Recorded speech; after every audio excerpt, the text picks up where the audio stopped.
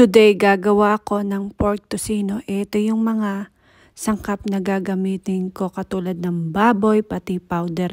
Bali, binili ko lang po yan sa Asian Shop kasi nag-sale siya. Nag-sales po yan yung powder na yan kaya binili ko. Bali, nasa $2 something. Ayan, mag-i-start muna tayo.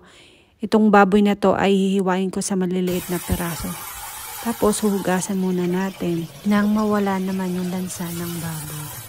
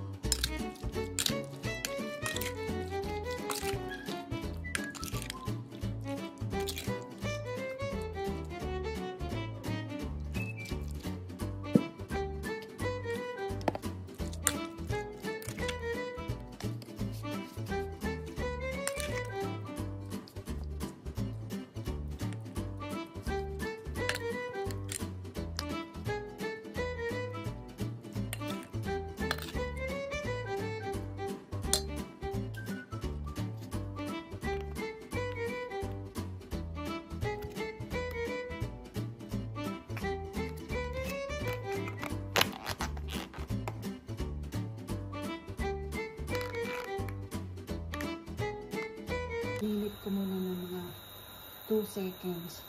Tapos, pag nagluluto po ako, ay tinatansya ko po yung mantika ito. Lagyan lang po natin ng konting mantika. Itong fry pan. Tingnan natin. Kasi ayoko ng maraming mantika. Sa panahon ngayon nakakatakot. Magkasakit. Kaya mag-start po na tayo ito. Sama ng egg. Sabi niyo dati, hindi ako marunong magluto ng egg. Takot ako sa oil. Ngayon, kailangan matuto kong magluto ng ulam. Kasi nga may anak ko at asawa. Hindi kagaya dati ng single ako. Tapos lagyan po natin ng pepper. Konti lang. And konti lang. A little bit. Ayoko nang masyadong maalat. Tayo lang natin luto.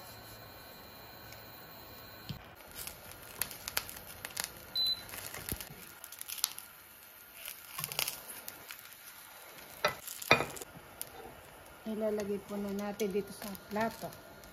Luto ko ng tuig.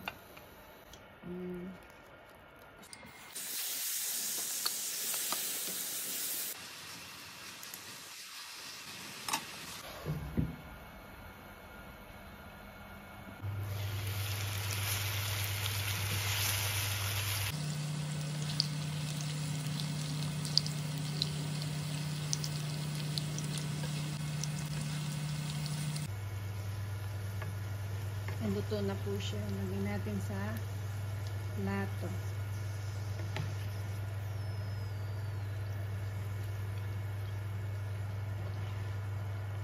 Alam nyo ba, itong plato na ito ay napulot din namin sa basuhan. Hindi talaga kami mahilig bumili ng mga gamit na brand new. Bay, halos ng mga napupulot namin galing sa basuhan po ay brand new din na nakalagay po sa box. Hindi pa, as in talaga, hindi pa nagagamit kasi may sticker pa. Doon po kami namumulat ng mga basura sa may mayaman na rich area. Yun na yung bili ka dito ng mga gamit napakamahal. Dapat be wise ka. Yung asawa kong apa may tinuturuan ko yung mamulot ng basura. Basta pag Pilipino asawa mo ay madiskarte sa buhay.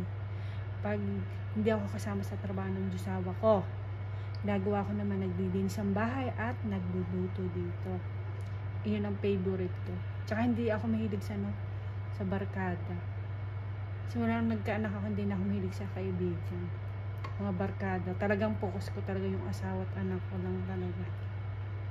Ayan o, luto na. Sunod naman po ay yung fried rice. Ayan na, luto na. Konting bawang na.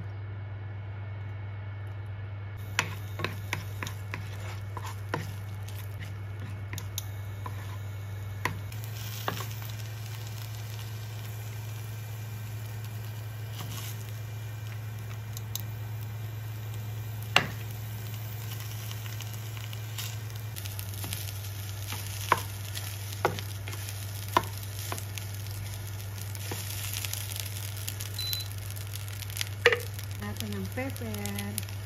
Gusto ko pag naglalagay ng pepper sa fried rice, maraming pepper para malasa. Tapos lagay po tayo ng asin, konti lang, kung masyadong salty yung fried rice. Ito natin ng Knorr cube, pampalasa.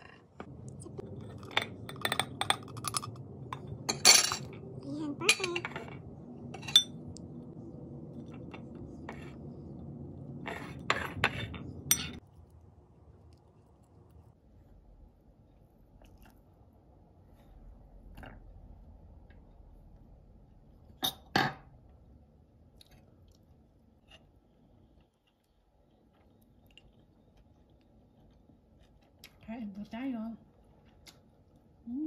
Sarap.